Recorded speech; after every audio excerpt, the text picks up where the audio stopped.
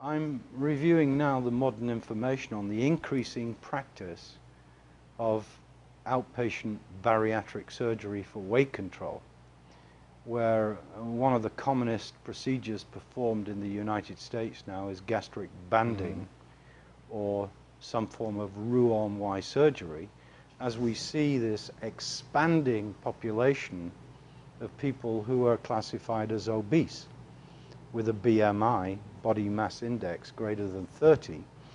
And of course, the classic indication for bariatric surgery is a BMI of 40 or a BMI of 35 with complications such as diabetes. But that kind of indication for surgery appears to be coming down lower and lower as this becomes popular. And it's even suggested by Professor Taylor, who's written an appendix to my book, that there are maybe as many as 8 million people who have an indication for that surgery today. Still 8 million out there, and it's become possibly one of the most popular general surgical procedures, and it's done often as an outpatient. And we're seeing trends of it being done in younger and younger people, which is of some concern because we don't know really the long-term outcome. Now, something else has happened which I think people need to really understand. The history of using these gastric bands that tighten up the stomach and really interfere with your ability to eat has been much longer in Europe. They've been using them for about a decade. We've been using them intensively probably for 5 years or less. And what we're seeing in Europe now, a lot of failure of these bands, which have to be removed. Okay? Now that's not completely percolated into the United States yet, but we're seeing failures in longer term circumstances. And what we're now seeing is that the operation of choice is probably the Roux-en-Y procedure, where you cut the intestine and produce really a circumstance of forced malnutrition where people can't absorb their food. And then there's newer types of surgery which are mentioned in the book, like the example, the construction of what's called a gastric sleeve, which is a way of partitioning the stomach rather than using a band. So that's really up-to-date information.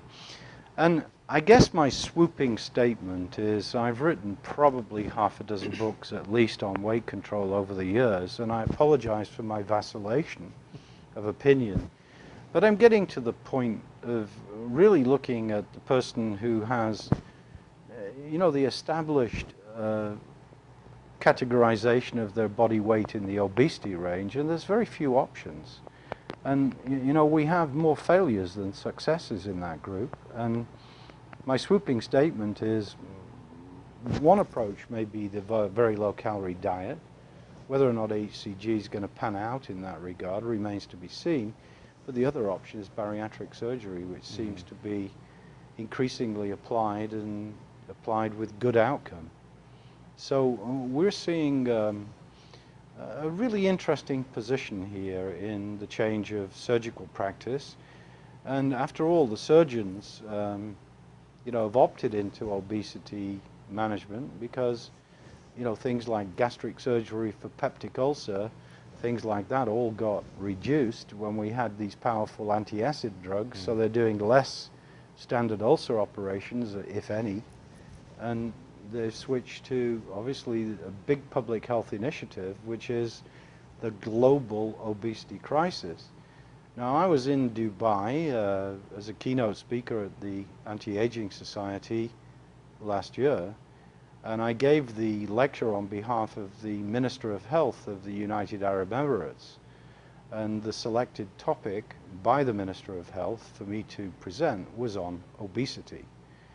And it occurred to me that the statistics, while not complete, showed that the Middle East has problems equivalent, at least equivalent to the US, and in the case of Saudi Arabia, probably more severe than the United States, in terms of the emergence of obesity and type 2 diabetes, which we know goes along with obesity. So as our waistline increases, diabetes increases, and that's what was called diabesity, putting those two together. Increases in weight control, increases in waistline and weight mirror changes in the prevalence of diabetes, which is now becoming an epidemic. And the key now is diabetes prevention, which is tackling metabolic syndrome X, which I've been writing about for years. Mm-hmm. But the penny isn't dropping as quickly as it should.